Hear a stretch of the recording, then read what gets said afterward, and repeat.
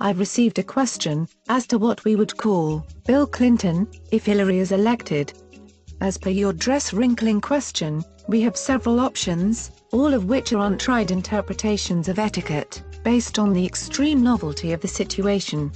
Which men love, by the way, of having a former president in the historic public role of filling the nation's need for a first lady without a dress.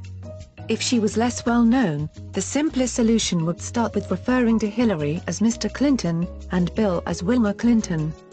Unfortunately, since they share the same last name, this does not move us very far. In order to distinguish the two from each other, we must resort to acronyms, which are helpful for journalists and other illiterates when pictures aren't readily available. Since Hillary is such an easygoing pussycat with a capital P, bless her heart, her title should remain the universal POTUS. But what to call Bill? Former Lech, ogling President of the United States, a rather descriptively succinct label yields flop tuss, as does fondling Levinsky octopus prefers the Union suite. But both lack the required gravitas. Blabbing yakka of the United States, or BOTUS, polls well among the corporate leveraged buyout specialists as well as the sensitive. But is already Joe Biden's nickname in the Senate. The wisest thing to choose is, of course, whatever Hillary wants, or she'll never let up, and give me a moment's rest.